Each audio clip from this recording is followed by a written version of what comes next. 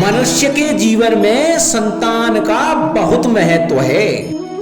उस संतान के लिए वो कितने कष्ट सहता है,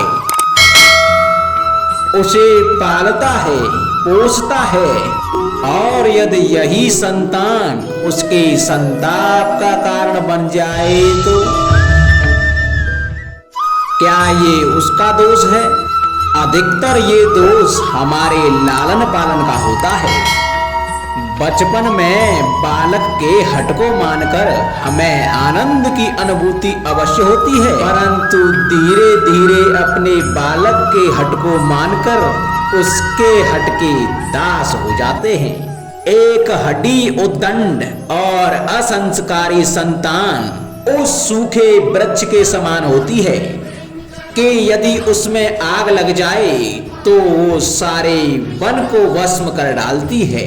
और स्मरण रहे, जब उसमें अग्नि लगती है तो वह सबसे पहले स्वयं के घर को ही भस्म करती है। इसलिए जब आवश्यकता हो तो अपनी संतान के हट का विरोध करें, उसे रोकें, क्योंकि समय रहते ऐसा ना किया गया तो भविष्य में इस समस्या के परिणाम गंभीर हो सकते हैं।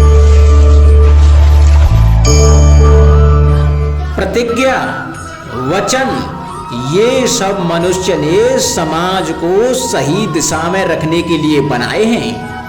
वो मनुष्य ही क्या जिसके जीवन में नियम ही ना हो, जिनका वो पालन ना करे, परंतु समय के साथ चलने के लिए नियमों को भी बदलना आवश्यक होता है, क्योंकि ये आज का समय ही तो है जो बीत जाने के बाद इतिहास बन जाएगा।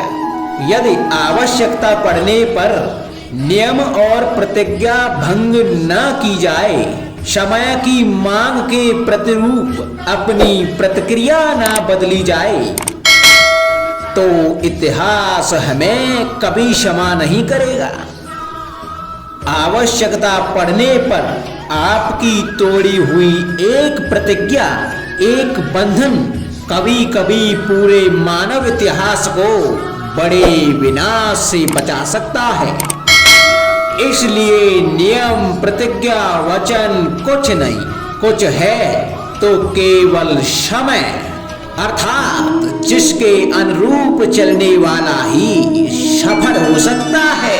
कभी किसी पंछी को घोंसले की नींव बनाते देखा है? अथक परिश्रम करके तिनका तिनका बिटोर के वो पंछी अपना घर बनाता है, अपनी संतान के लिए एक सुरक्षित घर बनाता है।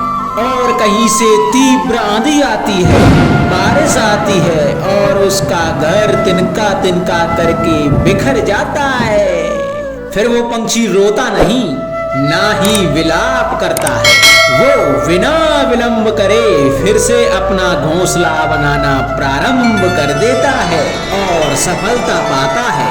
फिर हम क्यों छोटी छोटी असफलता से भयभीत होकर परिश्रम करना छोड़ देते हैं? एक बात सदा स्मरण रखना, हर वृक्ष कुल्हाड़ी की एक मार से नीचे नहीं गिरता, हर चट्टान घन के एक प्रहार से नहीं टूटती। सफलता पाने के लिए अनावृत परिश्रम करना मात्र एक मार्ग है। स्वीकरण, सत्य का स्वीकरण मनुष्य के लिए बहुत ही महत्वपूर्ण है। जब तक मनुष्य सत्य को स्वीकार नहीं करता, तब तक उसे असत्य से लड़ने की शक्ति प्राप्त नहीं होती। जब आप भोजन करते हैं तो क्या होता है? आपका पेट स्वीकारता है कि वो भर चुका है और आप भोजन करना बंद कर देते हैं। जब आपको निद्रा आती है तो क्या होता है? आपका मन स्वीकारता है कि आपका शरीर थक चुका है और उसे विश्राम की आवश्यकता है। उसी प्रकार जब आपको किसी व्यसंग को रोकना हो तो आपको स्वीकारना होता है कि बहुत हो चुका, चाहे वो लालच हो या मदिरा पान, उस व्यसंग का त्यागना तभी प्रारंभ होता है जब आप यह स्वीकार कर लेते हैं कि आप उस व्यसंग के बंधक हैं। संसार का सबसे बड़ा पाप क्या है? असत्य बोलना, हत्या कर देना, चोरी करना या किसी का अपमान करना। संसार का सबसे बड़ा पाप है किसी निर्बल को सताना, और संसार का सबसे बड़ा दंड भी उस निर्बल के मुख से निकली हुई हाय है। सज्जन पुरुष और परोपकारी मनुष्यों की गति एक समान होती है। यदि स्वर्ण टूट जाए तो उसे गर्म करो, ताप दो, पिघलकर वो फिर से जुड़ जाता है। ठीक उसी प्रकार मतभेद होने के पश्चात भी एक सज्जन पुरुष और महान पुरुष फिर से मित्र बन जाते हैं। परंतु दुर्जन दुष्ट माटी से बने लोग उस पके हुए मटके के समान होते हैं कि जिनमें यदि एक बार दरार आ जाए तो वो स्वयं ही स्वयं का सर्वनाश कर लेते हैं। इसलिए मित्रता केवल सज्जनों से ही करें ताकि मतभेद ना हो।